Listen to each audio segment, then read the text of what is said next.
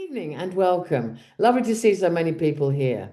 The topic of this Republican Labour Education Forum meeting is what we've called Republican money, otherwise known as MMT. To chair the meeting, we're delighted to have Esther Giles. Esther studied economics and had a career in finance in the NHS, where she witnessed firsthand the impact of neoliberal economics, introduced firstly by Thatcher, but carried on to this very day. So I'm going to hand over to Esther now, and she will introduce our speaker for the evening, Chris Williamson. From Richard Murphy, who speaks and writes very well on the topic of money. He says, the question then is no longer can we afford it, but is instead, do we have the resources, skills and technology to do it? If the answer is yes, then, as John Maynard Keynes once noted, whatever we want can be done. The government can create the money, direct the work and use taxation afterwards to keep the economy balanced. And that opens the door to a completely different policy agenda for younger people. So I say that public services are not directly funded through taxation, rather taxes are control for inequality and inflation and acts as a steering wheel for the economy. While taxation is still important, public finance should be thought as spending comes first cycle standpoint, where funds are invested to directly achieve government objectives and manage growth, as would be the case in our republic. Debt is not a burden, but rather a national savings product and asset. So the purpose of this series, kicking off with Chris today, is to set out the main mechanisms as to how money works in a modern economy with a fiat currency, that is a currency backed by the government promise to pay and not a tangible commodity. Chris was an early proponent of this elucidation, and the discussion of what's called modern monetary theory, as is its misnomer, is becoming more popular. And I expect that this understanding will underpin the republic we campaign for. We'll continue this discussion here today after I've handed over to Chris to speak to us on this topic. Thank you, Chris. Thanks very much, Hester, for that. Let me start really by remembering the Corbynomics agenda that we all thought, or some of us thought anyway, was going to be the bedrock of a future Labour government under Jeremy Corbyn. Of course, that all went awry, as we all know, to our cost. But unfortunately, Corbynomics never really was embraced at all, actually. I mean, in Jeremy's first leadership bid, he was being advised on the economy by Richard Murphy, who has just referred to.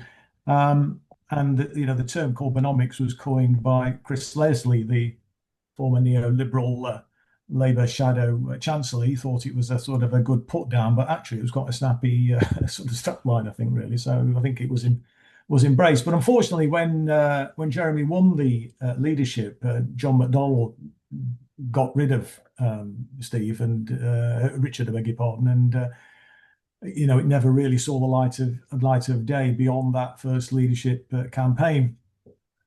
But really, I mean, Mester talked about a misnomer. I mean, I think actually the title that I saw that had been put out for this discussion this evening is a bit of a misnomer, because it talks about government debt, I believe, in the title. And I think that in itself is misleading, because, when the government sells bonds, gilts, as they refer to them, it isn't really borrowing. It's actually providing a blue chip secure savings account for the corporate sector and the super rich.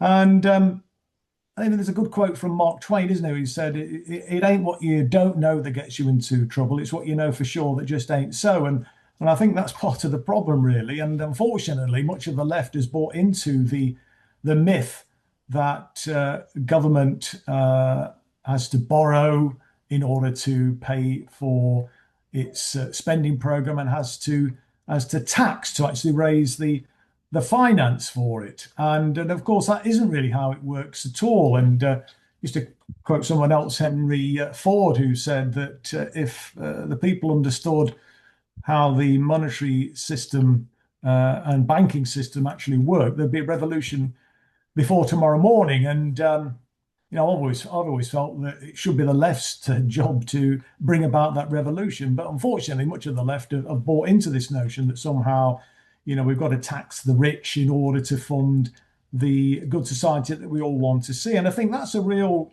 trap, to be honest with you, because it bestows a status on the billionaires that somehow, we need them. And it reinforces the myth that, if they were to flee the country, as the likes of Alan Sugar said he was going to do if Corbyn got elected as Prime Minister, that we wouldn't be able to afford to maintain the National Health Service or a social security system and so on. But my response at the time was to say, if he was going to leave the country, I'd be happy to drive him to the airport, because we don't need bumptious billionaires like Alan Sugar. If anything, I mean, they are a real drain, and we'd be better off without them.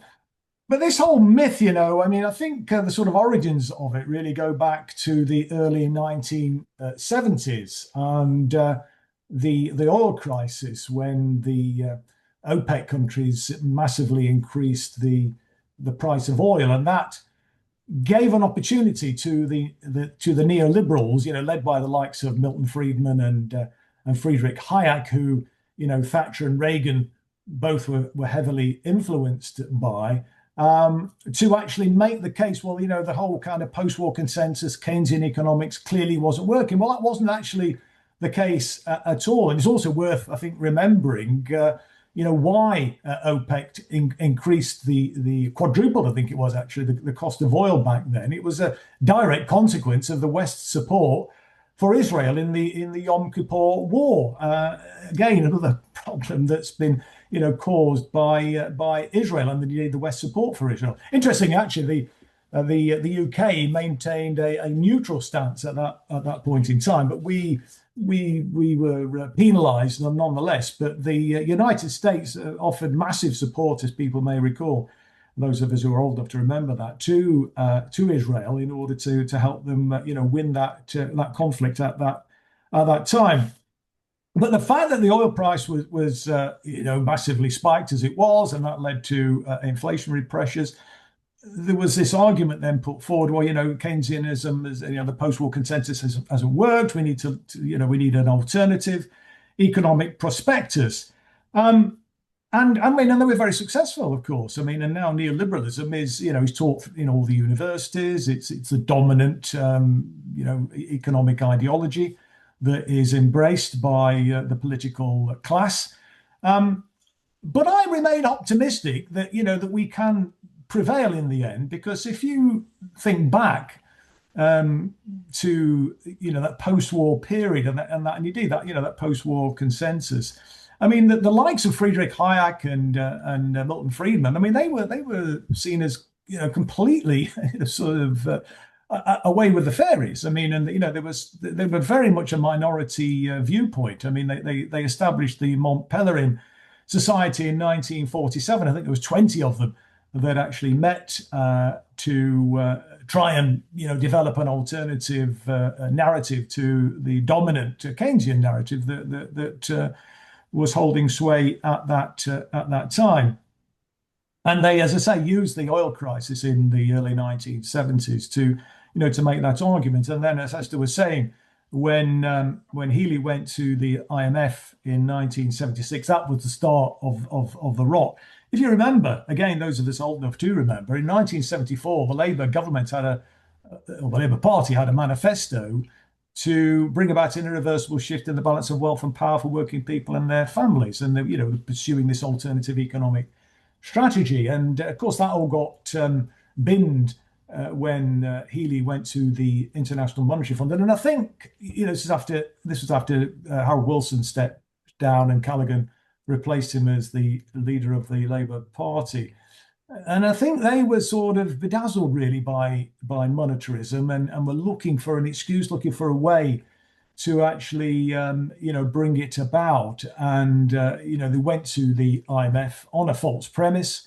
Indeed, Healy subsequently admitted that it was wrong to do so. Said he was badly advised by his Treasury officials, but of course it was too late by then. And the quid pro quo for going to the IMF was that the government had to introduce austerity measures, and that led directly to the so-called winter of discontent, and that then gave Thatcher an opportunity to make the case that the Labour government wasn't working. There was those infamous posters, Labour isn't working, and they managed to win a majority, and they then turbocharged the monetarist agenda that was really started by Callaghan and Healy. But just coming back to the misnomer, I think, which is the way in which this discussion was described in the advertising blurb that went out, where we were talking about government debt and so on. I mean, I think we should move away from it. I just think it reinforces this notion that somehow we are forced to borrow when, as I say, we're not even borrowing at all. I mean, we're providing corporate welfare in reality.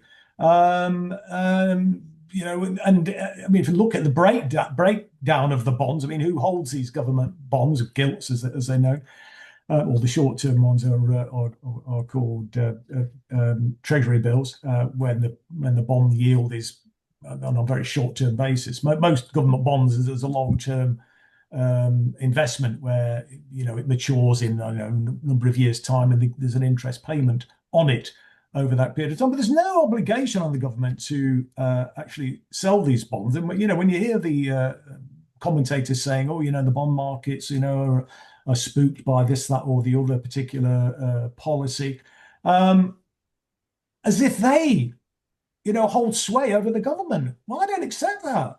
The government holds sway over the bond market. They're not, as I say, they're not forced to sell the bonds. And if the bond, market wants to play silly buggers, as I've argued, the government just could implement a moratorium and say, well, we're not going to sell any bonds. And then you would soon see, where the power really lies. But when we're talking about, government, so-called government borrowing, if we actually look at the breakdown of where who holds the bonds, I think at the moment it's around about 18% is held by the Bank of England. I think it was a few years ago, in around the COVID crisis time. I think it was around about 30-odd% of the government bonds were held by the Bank of England. I mean, and to call that borrowing, is even more absurd because the government owns the Bank of England. So it's like, borrowing from yourself. It's like saying, take £10 out of my left pocket and put it in my right pocket and say that my right pocket then owes my left pocket £10, but it's the same pair of trousers. I mean, it's just a nonsense. Around about 30%, I believe, is held by the overseas investors, if I'm not mistaken. And the rest is held, around 52% of that is held by banks, pension funds, and insurance companies. There's a few oligarchs own a few. I think it's less than 1%. The last time I looked, it was around about 0.2% of government bonds are held by private individuals. But why do we sell bonds? I mean, as I say, there is this kind of corporate welfare, but the Tory government back in 1981 under Margaret Thatcher, when Geoffrey Howe was the Chancellor of the Exchequer, he introduced this thing called the full funding rule, which basically said that if there was a difference between the amount of taxation that was collected by the government and the amount that it spends, then that difference would have to be made up by selling bonds. But again, you don't have to do that. I mean, and again, that was really just serving the interests of the wealthy corporate sector in the country, because government bonds, as I've already said, are a blue chip guaranteed return on your investment. And if you've got a spare £1 billion or so hanging around in your account, what better place to put it than in government bonds, because you're guaranteed, as I say, a return on your money. If you hold that money in an ordinary bank account, I think you're only guaranteed £120,000 if things go belly up, as it were. So, if you're looking for somewhere safe to put your money, that's where to do it. So I think we need to move away from this terminology about government borrowing and actually explain what it really is. It isn't really borrowing at all. It's actually providing a savings account for the super rich and the corporate sector. And then we go on to taxation. I think again, it's sometimes difficult to get people, to get their head around the fact that the taxation doesn't pay for government spending. But I really do think we need to, make this argument and push it. And again, it's something that, that the left unfortunately continues to, talk about the need for wealth taxes and so on in order to, pay for a good society. Well, we want wealth taxes, but not to pay for a good society. We need wealth taxes because the amount of wealth that the super rich have acquired gives them enormous power. And that's why we need wealth taxes to bear down on the power and influence that the super rich wield in society. But why do we tax them? Well, taxes are essential because some people say, oh, well, the people advocate the sort of thing that I'm talking about.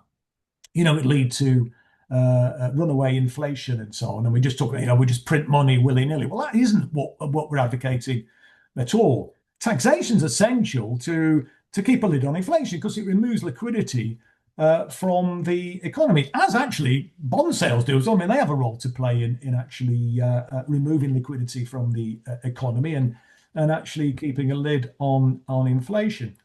Of course, the other important thing to bear in mind is that it actually creates a demand for pound sterling because you have to pay your tax liabilities in pound sterling. You can't pay them with any other currency. So it creates this demand for the currency. So that's another really crucially important reason why we tax. And of course, taxation can be used to address inequality, as I've already mentioned, wealth taxes, but also to deal with things like trying to direct consumer spending in certain ways, to deter spending on socially unacceptable activities like smoking, etc. There's a public health issue related to that. Taxation on the likes of Chelsea tractors and stuff like that. So there's all these reasons why taxation is important. Nobody's saying that tax isn't necessary. Of course it is. So when we're actually making the argument, we need to make that very clear, I think. So essentially, when people pay tax, I mean, the money just disappears. It's kind of destroyed. It's a bit like when you take a loan out from a bank and when you pay it back. I mean, basically that liability is then destroyed by you actually returning and paying back the loan that you have taken out, as it were. And when the government spends, as I say, it doesn't wait for taxation to actually do so. It just issues an instruction to the Bank of England, and because it owns the Bank of England, as I say, and that's how the government actually obtains the money that it needs to pay for its spending program. And of course, there's enormous flexibility now available to government since the Bretton Woods Agreement was scrapped in 1971 by Richard Nixon. This was an agreement that was reached towards the end of the Second World War, where currencies like pound sterling were linked to the dollar, and the dollar that was then convertible into gold. But that was scrapped by Richard Nixon. I won't go into the reasons why. That's another story. But that then meant that pound sterling and all the other currencies as well were just a floating fiat currency. There's no commodity, if you like, backing the value of the pound. And so what really matters is not how much we are taxing. I mean, I think, as I've already said, we need taxation for the reasons I've outlined. But what's really important, what we never hear, the likes of John Healey or before him, Rachel Reeves talking about, is the availability of real resources. That's what the focus should be on, the availability of real resources in the economy. And what do we mean by real resources? Well, the availability of skilled workers, for example, the availability of plant and machinery, of infrastructure, of energy, and all these sorts of things. These are what really determine how much the government is able to spend. And as long as we match the spending, or as long as the government matches its spending to the availability of real resources in the economy, you're not going to generate an inflationary pressure. It's when you spend beyond the capacity of the economy to kind of absorb that spending is where the inflationary pressures arise. And of course, there's massive investment needed in the country, which would actually help us to build up those real resources. And as socialists, as people on the left, what we should be arguing for is the creation of a good society, and to make it clear, that this isn't a sort of a pipe dream that is kind of unattainable. It is attainable. We have the means at our disposal to achieve that good society, to eliminate poverty, to bring the utilities into public ownership, to reverse the privatizations that we've seen of our public services. Much of our public services now, like large sections of the National Health Service, I mean, Esther will be well aware of this, I'm sure, and in local government, are actually delivered by the private sector, by the privateers. And so, we should be removing them from the public sector altogether. To scrap tuition fees, to have a free cradle-to-grave education system in the country. I mean, talking John Maynard Keynes, he made a speech, I think, in 1930, where he said that his grandchildren's generation, that's basically people of my age and Steve and Rob's age, would only be working 15 hours a week because of the march of new technology. Well, of course, new technology is gone, but we haven't benefited from it, have we? I mean, people are working longer hours than they've ever done. And indeed, we're in a situation now where the younger generation, unlike when Rob and I were at school, we were guaranteed a job when we left school. We knew that we were going to have a better quality of life, a better standard of living than our parents did. But that is no longer the case now for young people, for the younger generation today. And owning your own home in large parts of the country for working class youngsters is just, a pipe dream. It's impossible. So we could actually, as I say, build this good society. We have the means to do it. Andy Burnham's talked about, building a renaissance in council housing. He wants to build lots of council housing, and of course that's really important. But we could do more than that, and because it's going to take time to start building those council houses to make them available to people who are in desperate housing need. But what we could be doing, what local authorities used to do under the so-called municipalisation programme in the 1970s, was to simply acquire properties on the open market and then to rent them out at low rents to people who are in need of housing. And I think it's important to remember as well, we're talking now, I think, about the ambition is it to build something like 300,000 homes a year? We were building 500,000 homes a year when the population was a lot smaller than it is today during that post-war consensus. So where there's political will, you can do that. Look at the state of our infrastructure as well. It's in a shocking state of disrepair. You can't drive down a road these days without hitting a pothole, for example. So all of this, I think, can be achieved with political will to end neoliberalism, as Andy Burnham says he wants to do. But at the same time, he's saying he's going to stick to the fiscal rules, which are Neoliberalism 101. And then John Healey, in a speech, I'm not sure if it was today or yesterday, where he was setting out his priorities in a speech he made to the Treasury staff in the Treasury, said he was going to maintain fiscal discipline, which basically means they're going to stick to a completely wrong-headed policy of saying we're going to match expenditure with the taxation which is raised by through income tax and various other taxation which is imposed in the country. I mean, this is just absurd. What's required is a big fiscal stimulus in order to address the issues that I've mentioned, to recreate that sort of good society that we thought was going to carry on forever, certainly when I was a young man. And I think our job really is to create that revolution that Henry Ford talked about, to raise people's expectations, as well as giving people hope. We need to raise expectations, to demand more from our politicians, because all of this is eminently achievable.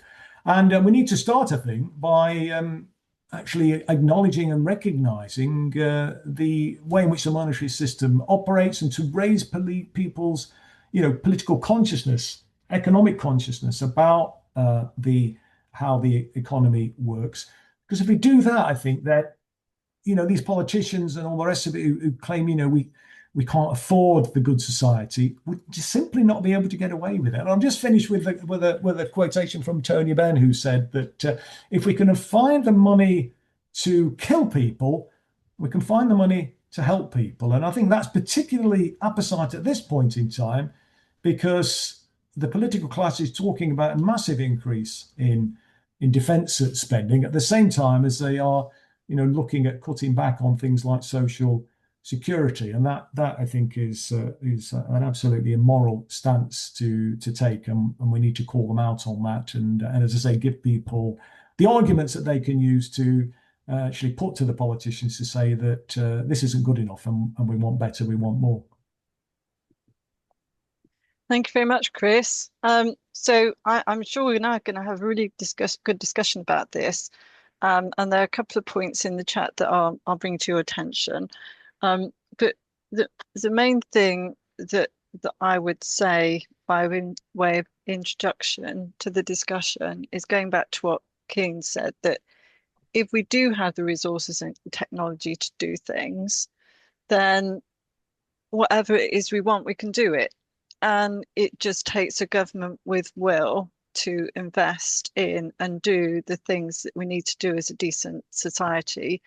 And in backing that up, I'd also just draw attention to, I just identified in the chat. So Keynes talked about us working 15 hours a week, but actually a lot of people are doing jobs that actually deliver no real benefit to society. And that's a really distressing and difficult thing to acknowledge. And David Graeber wrote about that in his tract and his thinking on bullshit jobs. So if we could direct those resources into delivering services that are for the good of the people overall, then of course it wouldn't be inflation, it would just improve everyone's lives. So the first thing, just before we ask people to raise their hands, there's a comment from Paul in the chat. When talking of money, just be interested in your views on this, Chris, via MMT. Do you think people are confusing the value of money with where money comes from, or what is money?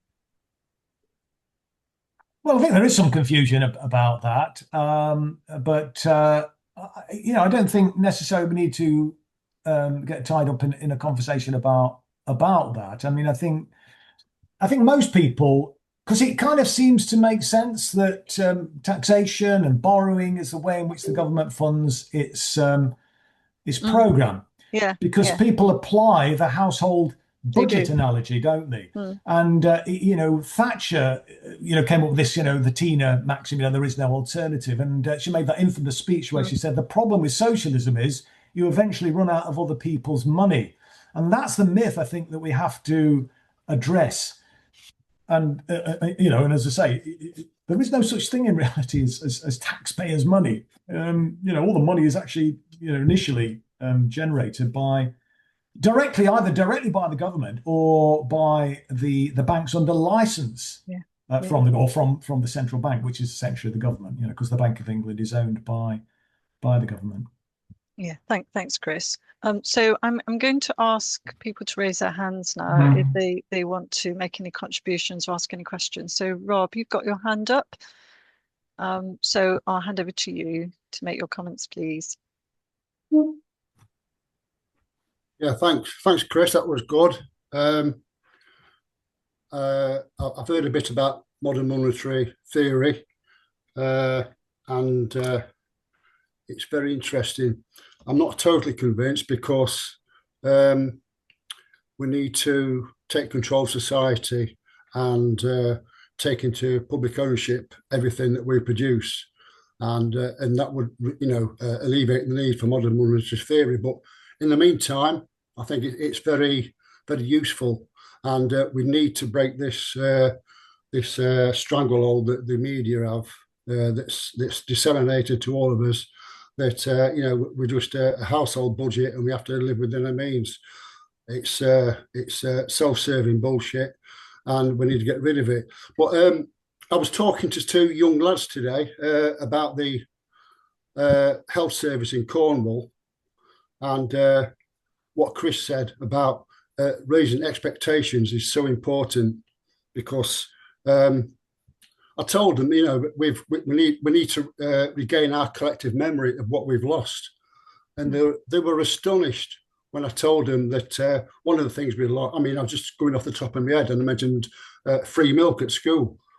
So me and Chris Williamson will remember a crate of milk being delivered into our classroom for I think it was just infant school. It might have been junior school as well, but we had school. We had a third of a pint of milk every day, and Thatcher got rid of that. These are things that we need to bear in mind. But I'll just quickly get to my point. I'm the president of Cornwall Trades Union Council, and for 18 months we've been banging away trying to get the idea of a needs budget for Cornwall popularised. It's hard work because the unions down here are led by people who don't get it and who are conservative with a small c, but we are making progress, and we finally got Cornwall Council to agree to meet us. And one of the things we'll be saying to them is, you can afford anything you want. We just need to switch from predicating budgets on cost to predicating budgets on meeting need. Now, no councils are not fiat issuing funds to people, but they can, if they are convinced to understand that that money that need can be met. I think that's a bit of a breakthrough. So my question to Chris, I think, is how near are we to any political party taking on this concept of modern monetary theory and exposing the lies that we've been subjected to over the last 50 odd years? Chris, I think, is still a member of the Workers' Party. Is the Workers' Party, for instance, close to that? Yeah, Chris. There's still a long way to go, unfortunately, Rob, and I'm sort of tearing my hair out. We had Steve Keane come and address a meeting of the National Members Council for the Workers' Party, and there was a lot of interest in this notion that we've been talking about this evening from members. A lot of them had never really kind of heard it before. They're very excited by it, but unfortunately, George continues to talk about taxpayers' money, even though Steve went and spent a week with him, and I thought he was going to bend his ear, but it's not.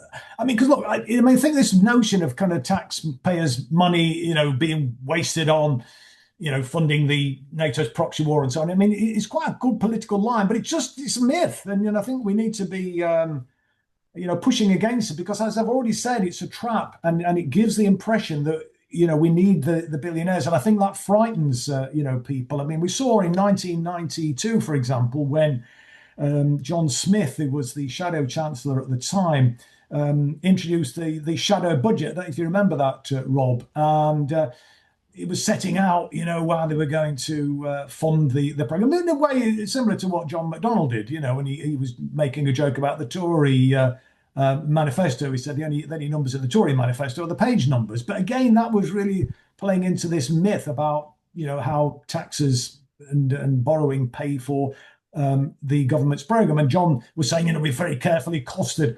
our programme. But back in 90, that was then used because the Tories then, talked about Labour's double whammy, how they're going to increase in taxes. So I think what we need to be, doing is breaking out of that silo and actually telling people how it really is. And I know it's a bit of a, a difficult argument perhaps to get across, because it sort of seems to go contrary to what seems to be common sense. But I think we absolutely have to do it. But I don't think, Rob, when you were saying, I don't think it's an either-or thing. I mean, MMT really, all MMT is doing is just describing how the monetary system operates. And it is a means to an end. It is a means to enable us to deliver the sort of society that you want to see, I want to see, to take control of the commanding heights of the economy, to bring the utilities back into public ownership, to kick the privatising spibs out of the public sector altogether.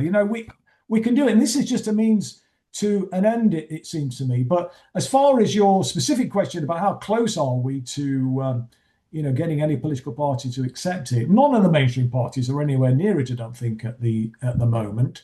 I don't know where the Socialist Party is on it. There is substantial interest in the Workers' Party, but unfortunately, a lot of people are still within the Workers' Party, still arguing on along the kind of traditional taxpayers' money line, which is, I just sort of tell my heart, it's very, very frustrating. So I think we need this kind of bottom up and these sorts of forums like we're doing today to raise people's consciousness to sort of change the narrative. We absolutely have to change the narrative. There's a good book written by Carlos Hernandez, who is a publisher. In fact, he published my book, 10 Years Hard Labour. If anybody's not got a copy, it's still available.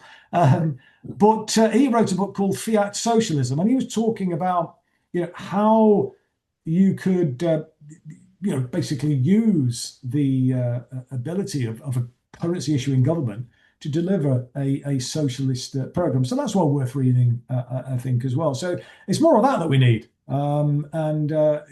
People like ourselves at the grassroots need to be making this argument with the trade unions and so on. And I think as far as the needs budget is concerned, just in conclusion, Rob, again, very strongly support that as well. I mean, councils are in a tricky situation, as you pointed out. They don't issue the currency. They are currency users rather than currency issuers. However, there are ways in which they can still deliver the sort of agenda that you're talking about. One, in terms of housing.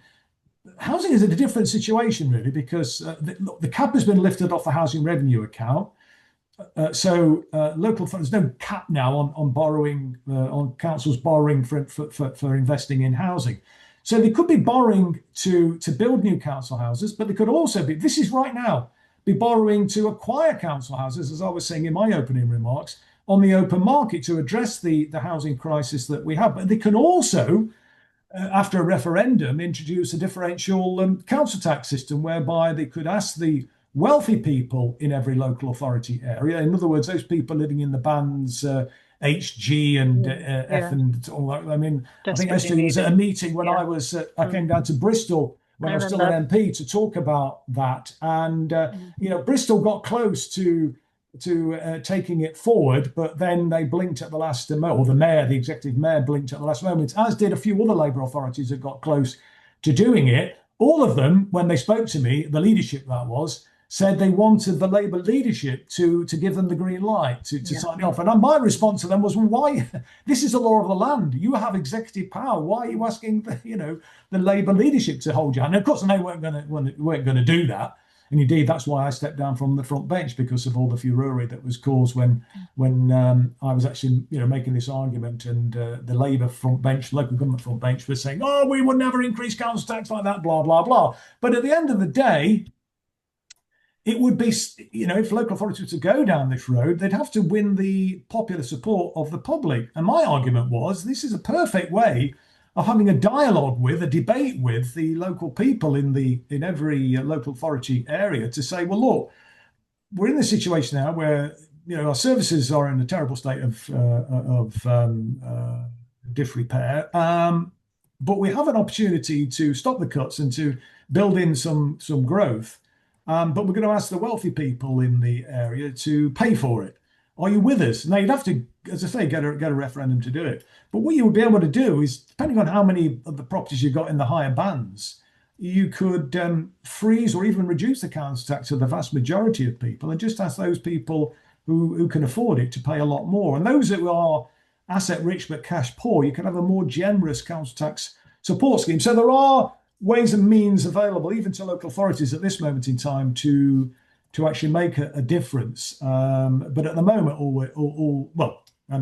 when the Tories were in office, it were just basically implementing Tory cuts, and now it's Labour in the office nationally. They're still on this cuts agenda, but we'll see what Andy Burnham, what difference he makes. I don't think it's going to be very much, but hopefully there will be some shift in the direction of local authorities. I'd like to see, the re-emergence of municipal socialism, which really doesn't exist anymore. But back in the day, that was a great bulwark against the Heath government, the Claycross rent rebels, for example, and when Thatcher came in, the likes of the Greater London Council, Derbyshire County Council, Lambeth Council, lots of local authorities use the powers at their disposal as a bulwark against Thatcherism.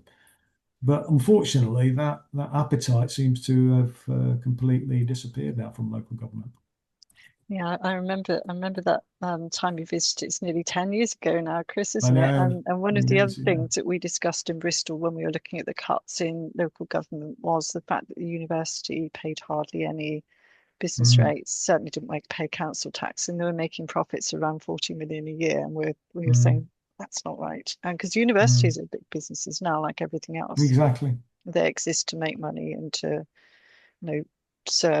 serve capital, really. So that was another part of the discussion. But let's hope the local government discussion is going the right way in this respect. And maybe it's just one of the things that our new Prime Minister might encourage. We'll see. Well, he's talking about devolving powers, isn't he? Exactly, It's all very well devolving powers, but you've got to give them the means to make a difference. Permission. Because otherwise you just continue to devolve blame for cuts. Well, devolve the responsibility and the blame.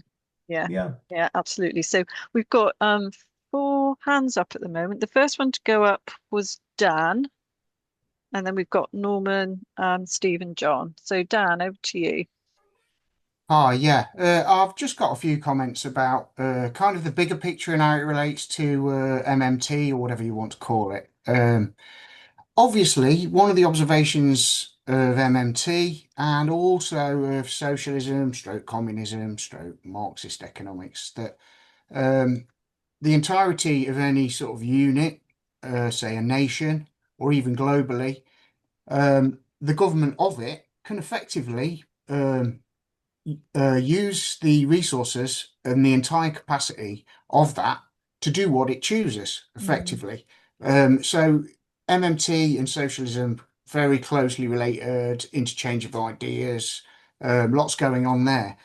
Something else I wanted to point out was there are massive changes coming up for the global economy. Robotics and artificial intelligence are moving the global economy towards requiring less and less labour in particular. So an economy based on the idea that what governments can do is based on taxation. In an economy where there isn't a great deal of labour required, so individuals cannot be taxed much going forward in the future, that all breaks down. There has to be a change in how we're governed, and it will either be a global economy society governed by corporations and tech bros, or we do something about it, take control of it. However we choose to do that, some kind of workers' control of the economy. And I say the term workers, there may not be much work. It would be control of literally the capacity of our economy to produce wealth. Either we control it or tech bros and corporations do. So going forward, and I think even in socialist circles, there's a lack of a sense that this is imminent or urgent. Artificial intelligence, a lot of administrative jobs are going to disappear. A lot of organisational roles, even things like diagnosis in hospitals, are going to be done effectively by artificial intelligence, and it will be done better and more easily with less resources than currently. Even food production, they're going to have ultra high tech ways of producing food. Robots will be able to do a lot of it. Humans won't even be needed to do farming, production of food, manufacturing, even apparently things like construction. Eventually, houses will be built apparently by swarms of robots in days. I know this all sounds like sort of Star Trek science fiction, but apparently, according to experts in various fields, this is coming, and it's coming a lot quicker than we expect. So going forward, what something that I think we need to wrestle with as a community, if we want a progressive future, not controlled by tech bros, corporations, etc., is how do we react? How do we change our focus from challenging this odd sort of people get taxed and money gets spent model of the economy? How can we take control of it going forward? And what does it mean if it's coming very soon? Because at the moment, we're not in control of it. Somebody else is. People like Elon Musk are planning our futures. There has been talk of, what did Elon Musk call it? Something like tech communism, techno-communism. But what he actually means is they decide what we get and they run the place. That is what they mean. And so much for democracy. We have to wrestle with this and we have to do something about it. And I don't think socialists in general are discussing this, and it's massively important. Yeah, there are some socialists discussing it. Chris, what's your view? Have you spoken to? Well, I'm totally on board with what Dan is saying. It's a crucial area, and my response, as I was saying when I was doing the democracy roadshow, because we weren't just talking about deselecting MPs, we were talking about a lot wider issues about democratizing the party in order to, democratize the economy so that it works for people. But my argument then, and my argument to an even greater extent now, is that we should all become 21st century Luddites, because the Luddites have got a bad rap. They weren't against new technology. They simply said that new technology should be our servant, not our master. And we need to, harness new technology, the robotics, artificial intelligence in that sense, to, build this better society. And I think there probably will still be other activities, jobs. I mean, even if they could, maybe, and I think there might be some areas, maybe, that personal social care where you want the kind of interaction with a human being. We have a social care crisis in this country, don't we? So maybe that's an area where we could, employ a lot more people. But I think there are other areas in the economy where we would, there's a choice to be made. We could say that, this could be done by robotics or whatever, or we could say, well, no, actually, we want the dignity of work for people. I mean, I'm all in favour of reducing the working week, but if we're going to do that, then I think we also need to be simultaneously, making access, for example, to, things like higher education, leisure and sporting activities. Look, I remember, I'm an old geezer now, and Rob will remember this, I'm sure, but we were being told back in the 1960s to get ready for the leisure generation, because we were told that by the time of the early 1990s and 2000s, that we would only be working 15 or 20 hours a week. And so local authorities back then, in the era of municipal socialism, but even local authorities right across the piece, were being told by central government, look, you've got to build golf courses and tennis courts and leisure centres and swimming pools, because there's going to be a greater need. People are going to have more leisure time, and the people are going to need, ways to occupy their time, as it were. So I think we need to kind of get back to some of that. But I do think it's a really important agenda that we need to grapple with. And Dan's made a very, very important point there, I think, that we need to highlight. Something just to come back on that, something I forgot to mention as well is we've got potentially some kind of ecological catastrophe on the horizon by the look of it. And so to a degree, we need to be able to embrace what, for want of a better word, ultra technology, whatever it is, this sort of what seems like science fiction that is actually just about to come upon us. It does look as though we'll have to embrace that kind of technology in some manner to sustain a growing population. But how we do that and have any kind of democratic control over it, it's a huge question mark for me. And I just don't think that there's any socialist organisation that's got any clear plan that I could say, yeah, that sounds credible. In fact, I don't think neoliberal capitalism, I don't think, at the moment, Elon Musk is sounding as though he's got the most sensible plan, which is absolutely terrifying. So who decides is... We don't want to be at the mercy of people like that going forward. So, we just need to discuss topics like this more. MMT is definitely a part of it, because it's, for me anyway, it's it may be debunkable in terms of standard capitalist economics, but it isn't debunked as far as I'm concerned. Basically, we as a nation or as a global economy, as a society, have the capacity to produce untold wealth and share it. Any economic theory that challenges that is wrong. And so if capitalist economics does then it needs debunking. It does need solution. debunking in terms of its outcomes, and also the basic theory underpinning neoclassical economics needs to be debunked, and it has been debunked, but people want to cling to it because they like the household analogy and it's simple. I won't ask you to come back on that immediately, Chris, because we've got a few more people with hands raised, starting with Norman. And understanding we have to address this issue is really important. So, do you want me to come in now? Yes, please. All right. Oh, right. Yes. Well, thanks very much, Chris, for a very stimulating address and introduction to this. Also, thanks to Dan for his very interesting views of what's likely to happen in the future.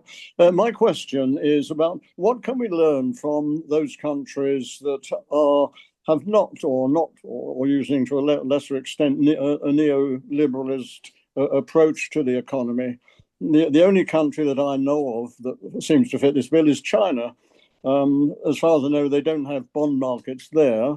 They have access to enormous sums of money whenever they need. Whenever they have a problem, they have enormous sums of money that they throw at it very, very effectively.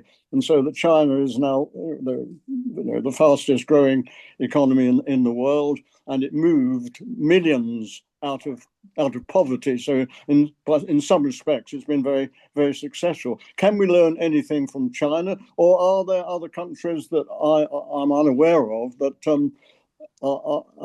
have used a neoliberal approach to a far lesser extent? Okay. Well, I think there's a lot to be learned. I think there's a lot to be learned from China, actually, as you say. I mean, and what they've done is to lift something like nearly 1 billion people out of poverty and massively transforming their country. I mean, there's still some way to go, of course, but you compare, the investment in the infrastructure in China, the transformation of their infrastructure over the last, 40, 50 years. And when you think as well, where they've come from the revolution in 1949 to where they are today as an economic powerhouse in the on the world stage. I mean, it's absolutely remarkable. And I know they've diversified the economy. It's not a completely socialized economy now. But I think that's probably the right model, actually. But what they do ensure is that where the private sector does have a role, it has to operate, as it were, in the national interest, whereas our private sector, of course, works against the national interest, as we've seen. Look at all the jobs that have been offshored. I mean, as I was saying earlier on, I think when Rob and I were leaving school, we were guaranteed a job. I mean, just in Derby, where I'm from, both Rob and I were from. I know Rob lives in Cornwall now. But there was around about 120,000 people in manufacturing in Derby. I mean, 35,000 people worked at Rolls-Royce alone in the city. About 20,000 people worked at the railway, and there was Celanese, and there's a whole host of these different companies and all of the kind of supply chain that were providing jobs for people. But of course, with this globalized neoliberal economy, what we saw is these British industrialists, these British companies not acting in the national interest and recognizing that they could actually offshore these jobs and make bigger profits and declare higher dividends for their shareholders by throwing millions of people basically onto the scrap heap. I mean, there's about 6 million jobs, have been offshored over the last, 40 or 50 years in this country that used to be done here. And, that's, I think, a model, therefore, that we need to look at in order to, inform the way we organize our economy going forward. And the main thing is, as I say, is putting the British national interest first, really, and ensuring that the government is geared to delivering a good society and making sure that those companies in the companies in the private sector that operate are also working in the national interest, and if they're not, to actually intervene to either take them over or to force their hand through regulation. Thank you, Chris. I'm going to call on Steve next. Over to you, Steve. Okay, thank you, comrades. First thing I'd like to say is I think it'd be useful in any discussion like this to draw a distinction between the global economy and the problems of the global economy and the national economy. And I think in terms of a global economy, I think we probably need global solutions that we don't get in one country. I mean, I think the idea that you could get rid of capitalism, to me, is something you would do on a global scale. You would be, for me, it would mean you'd have to get rid of money as we know it, because money and wage labor and money and capital, liquid capital, go absolutely together. If we did have money, we wouldn't have wage labor or capital. We'd have to have some other way of organizing things. So I think that if you like, the communist project is the abolition of money and created a different sort of global economy. But so I think MMT refers to the national economy. So I think whilst you've got capitalism and you're trying to manage a national economy in some way, then I think MMT offers insights into how we think about it. We're not trying to abolish capitalism in this with MMT as such, because we're not trying to abolish money as such either. We are trying to find ways of managing a national economy. And it seems to me this is it's not an economic thing. It's like a technical thing. We just adopt these techniques, and any government could adopt these techniques. I think it's a problem of political economy. That is to say, that's why the title we gave was Republican Money, because we wanted to say that the whole purpose of this is how can people control the supply of money and the use of money for the social economy, for, if you like, the commonwealth. And so the argument is that we can't imagine His Majesty's Treasury or the Bank of England or the monarchy or the House of Lords or any of these institutions which are denials of democracy are really the institutions that can help us to manage the economy. So what we want is a democratic transformation so that the people can control how money is used. And what MMT tells us is more about how it can be used. It can be used it can be used to control demand. I think that's what's being said. It's a way of controlling demand, but if the people don't control that, then it's not necessarily going to be for the benefit of people in the way that we said. So we can print money, stimulate demand, and taxation doesn't pay for government spending, as Chris said. Taxation is about controlling inflation, social regulation of inequality, green job, or things like that we as a society decide need to be done. Taxation has a different role in all of this, and the role of money and the printing of money therefore has to also be under the control of a parliament or democracy or whatever. And if we don't have that transfer of power to the people, then that's the only way that MMT can really be implemented. So I think if we're hoping that we can persuade the Treasury to do this, which is tied to the Bank of England, which is tied to the City of London, then it's sort of utopian. And what we have to do is to explain, if we want to control our money supply, if we want a different way to manage money, that we need this democratic transformation as the way into doing this. Because without it, the City, the Treasury, the Bank of England are going to continue with the kind of policies that they have had. And I think that would be it's quite a bit more to say, but I think I'm going to stop at that point. Thank you for those distinctions, Steve. And the comment that Maria's made, quote from Bill Mitchell, is really useful and interesting, and sets up the difference between issuing and using currency. Chris, do you want to come back on anything that Steve said? I mean, briefly. I mean, MMT. Yeah, briefly. MMT is not an ideology. It's just a description. It's basically a lens into how the monetary system operates. I mean, basically, it's kind of how the monetary system is working now, and I think that's sometimes a mistake that people make, as somehow it's an ideology, and we're going to this is how we implement it. MMT is politically neutral.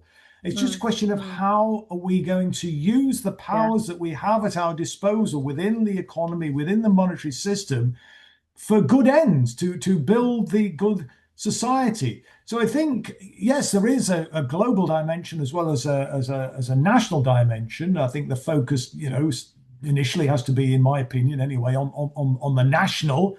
But at the same time, I think, we should, in my opinion anyway, we should be looking to move away from the likes of the G7 and so on, and move towards towards the BRICS, as it were, to build those international, international links and collaboration in that sense. Because all of the G7 countries are completely wedded to, at the moment anyway, to a kind of neoliberal agenda, as is the European Union. And those are people who say, oh, we need to rejoin the European Union. Why? I mean, I campaign for Remain and Reform, but look, the European Union is a neoliberal club, a presumption in favour of privatisation. And going back into the European Union now would require us to become part of the Eurozone. We would be losing control of our own currency. We would relegate Britain to the status of a local authority, where we're not in control of our own destiny. We're not in control of the supply of our own money. It would be an absolutely catastrophic. Well, there's another meeting. There's another meeting coming on, I think. There is another meeting coming on. We've got to go on to John and Finn, but noting your comment, Maria, your quote from Bill Mitchell, which is really important. So over to you then, John. Welcome. Thank you very, very much, Esther, and thank you very much, Chris. Very interesting. My question really is about mechanisms to move away from the fiscal propriety narrative. And I think the discussion that Steve introduced is moving it in that direction anyway. I think that it's very difficult. In the 80s, GLC could stand up against the government because neoliberalism wasn't established. It was in the throes of being built. And people had very recent memories of having a degree of autonomy.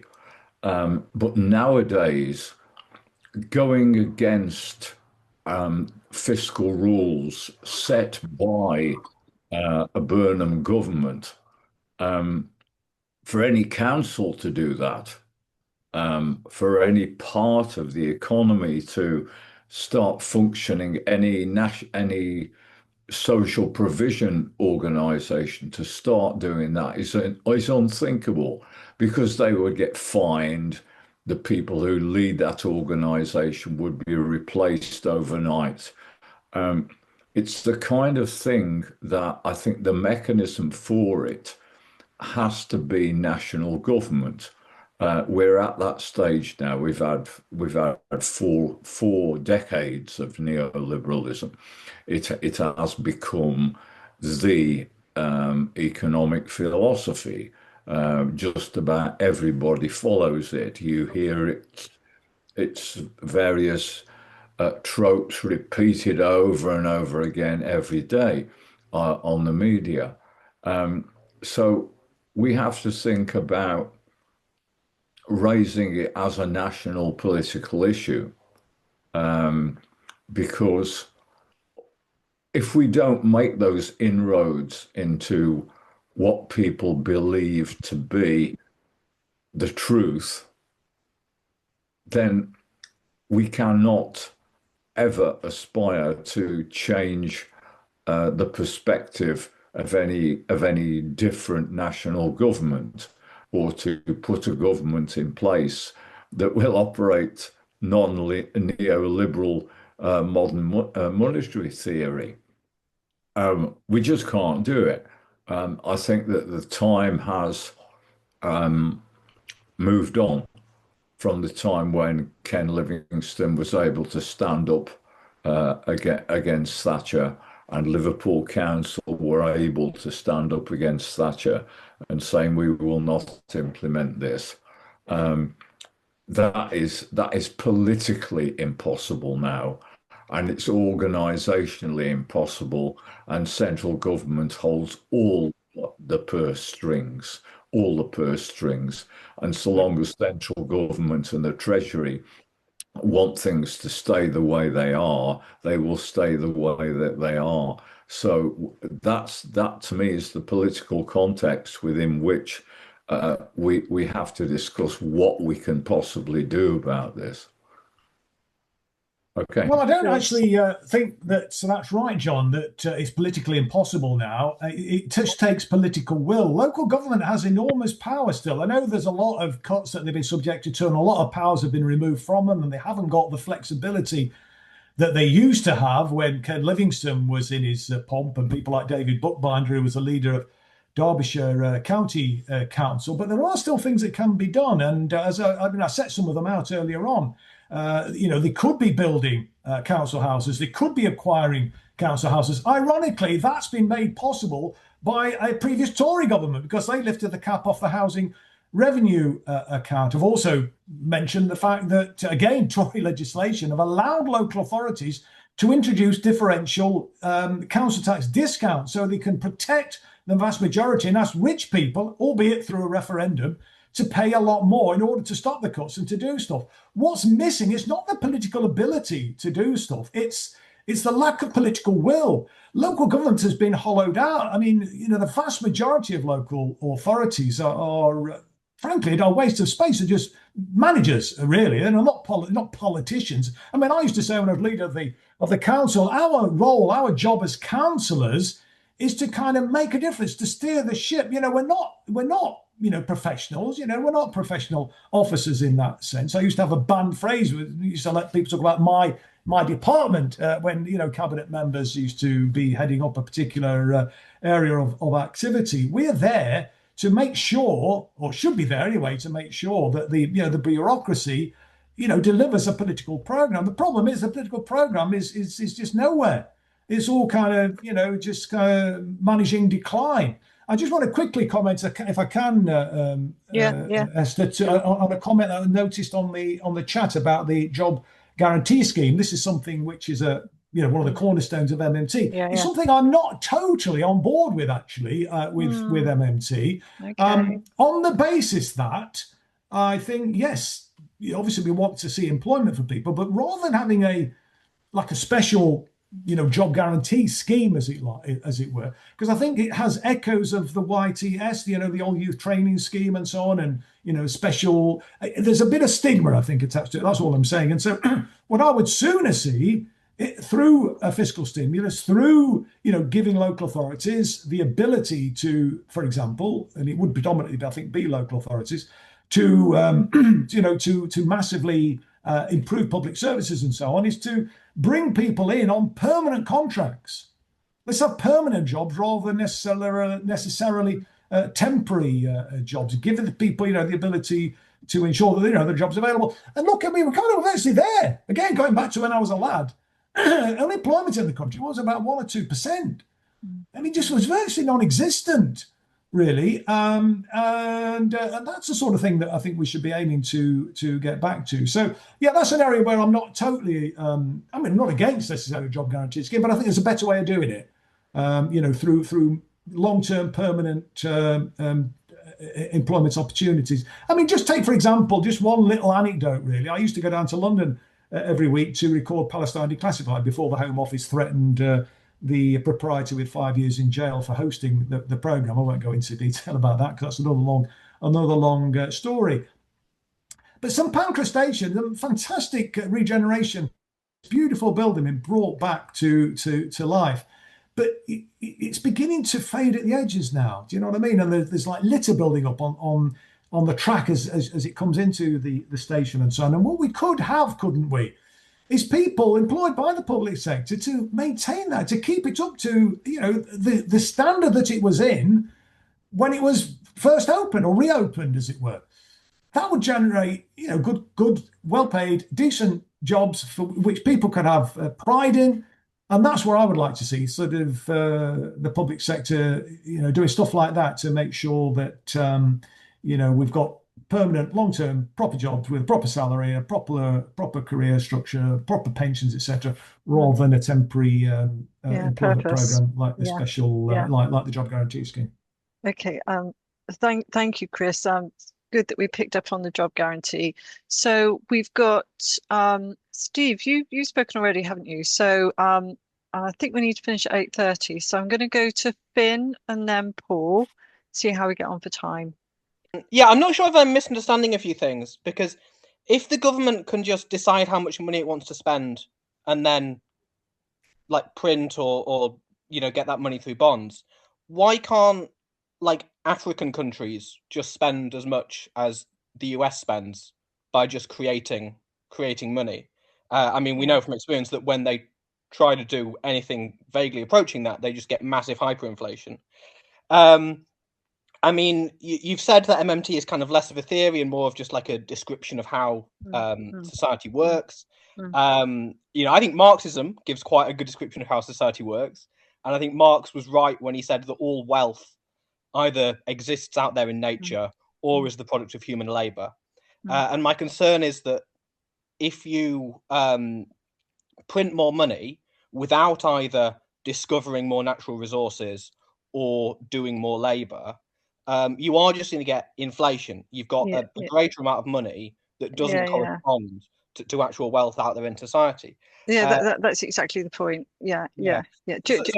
It seems to me that if you're going to use MMT as a way of like funding things, you're going to have taxation that's basically proportionate to the amount you're going to spend anyway.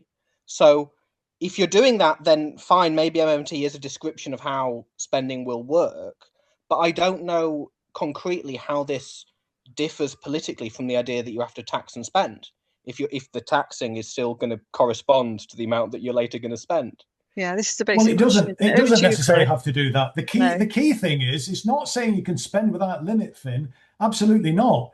It's basically saying you can spend to the capacity of the economy to absorb that spending. And what I mean by that is you've got to match it to the real resources in the economy.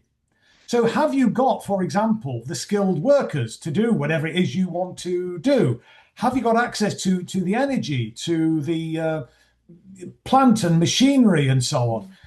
It's the real resources. That's where the focus of the government should be, and why other countries, developing countries, are unable to sort of spend without limit, is because they haven't necessarily got a developed economy in that sense. They haven't got those resources, and this is where I think, as I say, that's where the focus has got to be. And it's really important that we don't actually, when we're actually making this case, make the mistake of implying or suggesting, and obviously it's a fault in the way in which I presented this, that you'd kind of got the wrong end of the stick there, because we're absolutely not saying there are no limits on what government can spend. The limit, as I say, is the availability of real resources, because otherwise you do actually generate that inflationary problem. And people often will kind of highlight the Weimar Republic. Oh, well, look at that, they're printing money, blah, blah, blah, and this has caused hyperinflation, etc.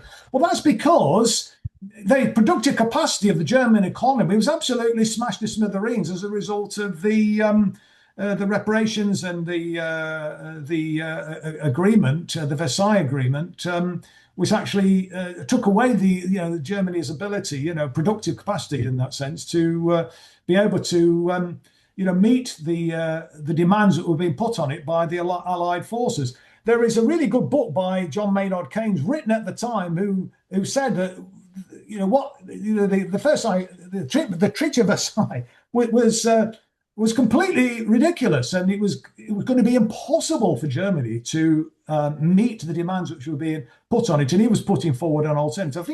I think it's something called the economic cost of winning the peace, or something like that. I can't just remember the precise title, but written at that time, it was a bestseller apparently. But the political class didn't listen to him, unfortunately, and we have that situation. And similarly, with in other countries where they cite, like Venezuela and so on, well, of course they've been massively hampered by the punitive sanctions that have been imposed upon them by the United States. And Zimbabwe is the other one, which again, their productive capacity was destroyed by some unfortunate decisions, which were made for, I think, good intentions, but it actually created a massive problem where the productive capacity didn't actually match the spend that was being made in the economy, and that led to the inflationary pressures. So that's the key thing, really.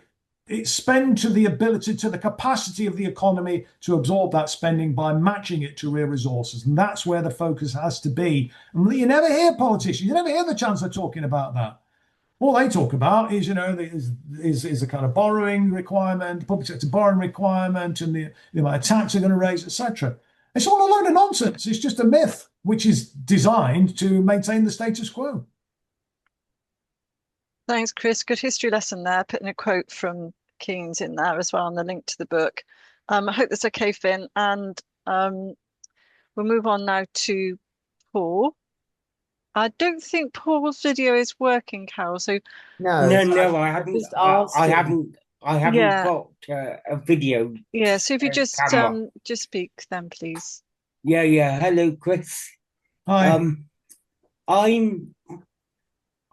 It took a lot for me to be persuaded by MMT. In fact, I actually spoke at a debate in the park between you and Michael Robert. Must have been about 2 or 3 years ago now. Oh, right. Yeah.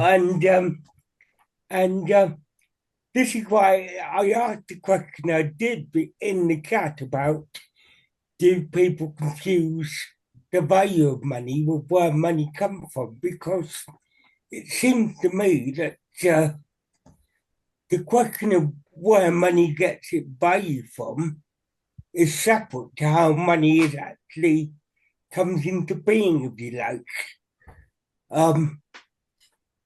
But basically what I'm trying to explain is, if the government says tomorrow we're going to spend 100 billion on a new set of X-ray machines, what the public don't understand, if I've got this right, is that before then, that 100 billion didn't exist, did it? It only existed once the government made that decision to create that money. And also the same when you borrow money from the bank and you say to the bank manager, can I have £5 for a new car? That £5 is actually a new creation, isn't it? And yes. And I think one of the problems is that even when you look at it from a Marxist perspective, many Marxists tend to talk as if the currency is backed by something, i.e. gold, as it used to be at one point. But the problem is, we're no longer in that world, are we? So, so yes, what persuaded me was, it was actually a video by Richard Murphy, who's an accountant, and he actually explained that all money really is, in today's terms, is accounting, double-entry bookkeeping, as he calls it. Yes, indeed. So I guess another question would be, do you think, and I've asked Esther this previously, then she told me about this meeting, but do you think MMT is actually the wrong title and that it should be called something else rather than a theory? Does that make sense? Yes, I think you're probably right. It should be, because that does actually, is slightly misleading in that sense. And I suppose it gives, the people who want to maintain the status quo, they're saying, well, this is just a theory, rather than actually a lens to understand how the monetary system works. And you're absolutely right. I mean, some of the Marxists that I've spoken to, I mean, I think they're kind of living in the past in that sense, because in my opinion, obviously we'll never know, will we? But if Karl Marx was alive today, he'd be probably advocating MMT. I mean, because obviously, the way money was, came into existence in his day was very different to how it is today. By the way, this book that I was mentioning, I don't know if you can see it on there. Can you see that? Anyway, you probably can't see it actually, can you? It's called, the John Maynard Keynes book that I mentioned, it's called The Economic Consequences of the Peace. That's what you... I posted in the chat the wiki entry about it. Yeah, so well worth a read, that. It's very interesting. Thank you very much, Paul. I think we've got, I'm just trying to see who else. We've got Rob back again, and we've got Steve back again. So Steve was the first back again. So we'll see if we can wrap up really quickly. If you can make your comments, because you had to go already, Steve and Rob, if you can make your comments really quick. Thank you. I'd like to make just two comments. One is kind of to agree with what Chris said, and in answer to Finn. In reality, MMT is about what it's not about. Now, what I mean by that is it's about the supply side. It doesn't appear to be about the supply side because it's about the demand side and money and taxes. And it's talking about money and taxes all the time because that demand side is so screwed up politically and ideologically that MMT is addressing the failures on that. But as Chris said, the real question of the economy is on the supply side. That is to say, it's about things like productivity. Productivity really should be mentioned, how that works, about the size of the labour force, about resources. That's really what we want to talk about. We want to tie up this demand side in only so that we can get into the things that really make wealth and create wealth. And of course, it's supply side shocks that are really important, like, for example, when we have COVID, when we have wars, when we have economic sanctions like Cuba is suffering at the moment. And what Marx added to that, of course, was that one supply shock that we get, of course, is the profit cycle of capitalism, the rise and fall of the rate of profit, which leads capitalist economies towards recession. So these are things that happen to disrupt the supply side, and that's really what we want to concentrate on. But MMT is about clarifying what role how we can use money, and what role money and taxation should be for. And therefore it appears to be only talking about the demand side when it's in fact talking really about how things are made and done. And Chris said that point, but I want to emphasize it. I'll make one other point, which is this, Chris, that I don't think this applies to local authorities, and that's why I slightly disagree with you. And the reason I say that is because I think you emphasise, and this is the thing I disagree with, that it's a matter of political will. In other words, if there's a political will, we can do anything we like. But the thing about local authorities, they have to be tax and spend because they can't print their own money. So they don't do MMT. They can't do MT. They're not allowed to do it in a certain sense. So when you go to local authorities, the only thing they talk about in local elections is where we're going to get the taxes from and what we're going to spend it on. So they're really locked into the old system because we don't control the nation state, the political system, which is why we need the argument for a democracy and a republic in order to enable people to do that.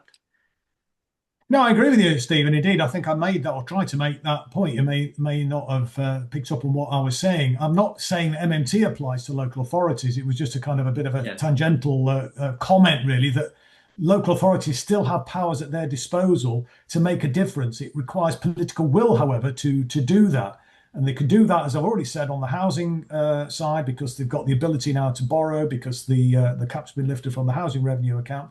And they can also, after a referendum, if people agree, to have a differential discount on the council tax, whereby they increase council tax across the piece, but then discount it for the vast majority. That's the rich people in the borough. And I think as far as MMT on the supply side and demand side, I think it has a role for both, doesn't it? You know, because it can help to ensure that people are more prosperous. And it can also help to ensure that we can provide and supply the products that we need in society. So, but it's just a means to an end on both fronts, in my opinion. We probably need is for Republic. I know I discussed this with Carol before. Say a bit about local government in the Republic. So we will come back to that. I've got one more comment from Rob. Then I'll ask Chris to wrap up with his closing comments. Rob. Please unmute yourself. I'm just trying to understand it better, I think. And I thought of this is all linked to, I mean, I'm thinking of the EU countries. I'm thinking of the nations in West Africa tied to the French franc. By the reasoning of MMT, it seems that those countries are powerless to do anything of their own initiative. So, and then I thought, well, what if the neoliberals in this country realise, there's like a clamour in favour of modern monetary theory. They realise that they've been conning us for 50 years. They join the euro. They realise the game's up. What if they say, okay, we'll go back under the gold standard? What do we do then? Or go back to Europe and join the euro. That's well, indeed, that's another option, of course. That some of the likes of Blair was very keen on that. I mean, the only good thing probably that Gordon Brown did, I think somebody made this point in the chat actually, was to keep us out of the eurozone. Absolutely right, because that would have been absolutely catastrophic. I don't think there's any prospect, Rob, if I'm honest with you, of going back on the gold standard. I could be wrong on that, but I mean that is an economic model that really has gone out of date, sort of 50, 60 years ago. I'm not saying it never will come back, but I don't think it's very likely. We are where we are at the moment. We have a floating fiat currency. We aren't using the ability that we have at our disposal to create a good society because we have a floating fiat currency and have done since 1971. And yet politicians and the media still talk as if we are on the bloody gold standard. We haven't been on the gold standard since 1931. I mean, that's the irony of it. We've been a fiat currency for it's getting on for 100 years. And I know we were kind of, with Bretton Woods from 1944, I think it was, linked to the dollar, which was in turn, as I've already said, linked to the value of gold. But not since 1971. I mean, why aren't we? And this has been a massive failing, I think, on the left. And there seems to be this resistance on the left. I found this in the Workers' Party, and I found it from Marxists who just don't want to embrace this. It's almost as if it's like a bloody death wish or something. Where, we don't want to use something which we can use to, raise people's hopes and expectations and to undermine, the political class and the media class who just spin a lie that, we can't afford the sort of society that we should have. We're the 5th biggest economy in the world. And yet we've got nearly 15 million people living in poverty. Our infrastructure's falling to pieces. You can't drive down a road without hitting a pothole. I mean, I get really angry about that because I've joined the National Trust. So I tend to go for a walk most days. And after, you'll know Cork Abbey, Rob, won't you? And the lanes on the way there, they're bloody hellfire. It's awful, mate. It's like an obstacle course, and there is no need for that. No need. And just think of the jobs that would be created if, we're looking after our infrastructure. We're maintaining our roads. We're maintaining our houses. We're maintaining the likes of St Pancras Station, all the rest of it. All this is doable. And we have the means at our disposal to make it happen. And what we're not doing is we're not using those powers. And regrettably, much of the left is just going along with it. And they just need to, get their act together. I'll just finish by recommending a few books, if I can, Esther. Sure, one of which would be The Deficit Myth by Stephanie Kelton, which is a brilliant introduction, I think, to this topic. It really is. Reclaiming the State by Bill Mitchell is another good tome. Yeah. And the final one I'd recommend is The Death of the Left by Steve Hall and Simon Winlow. Yeah. Which it's wider than simply economics. It talks about how the left has lost its way from the late 1960s and has been obsessed with identity politics to the exclusion of economic inequality and class politics. But they have a big section on the economy and how the left has missed a trick really, and not recognizing the powers that are available to a currency issuing government like the UK. To build a good society. And we need to start making these arguments. We need to start making this case. And the trade unions need to be doing that. So what we could all do in our own political parties, but also in the trade unions that we are members of, to be pushing for the trade unions to be making this case as well. And I think if we were to do that, we might make a bit more progress than what we've hitherto been able to do. Having said that, I think more people are waking up. But we need a lot more people to wake up. And hopefully, forums like this will help to spread the word a bit wider. Thank you so much, Chris. Now, Steve's got his hand up, but I'm assuming that's because you just want to say thank you and round up because you're on the steering committee, Steve. Is that correct? Well, sort of. Yeah, I'm not asking any more questions or making any more contributions. That's ended. But I did want to say, obviously, thank Chris for coming. I'm glad you said that because I might have forgotten to say that. But the point I wanted to make was that on RLEF, we have an MMT group working, and we're planning to do more around this series. So it is a plan to see this meeting we've had tonight as the beginning of, and we hope either through a reading group or through other lectures. So if you're interested in knowing more about MMT, keep in contact with us. And I hope Esther and other comrades will be getting together maybe a mini series of talks we're around hoping this. to do that. And what we can do is we've already got some sources recommended by Chris, so we'll circulate that to everybody who came to and registered for this meeting as well. And we'll have a discussion, as you say, about how you follow this up. But yeah, please contact us and join the group if you want to as well. Yeah, get in contact with us. That's what we want. Yeah. So thank you all. So we'll go back to the steering committee with Chris to decide on next steps. We'd love to hear your feedback as well, and we'll circulate materials to you. Thank you very much for coming this evening. Thank you especially to you, Chris. No worries. Thanks for inviting us. Good discussion. All the best. Cheers. Thanks a lot. Take care.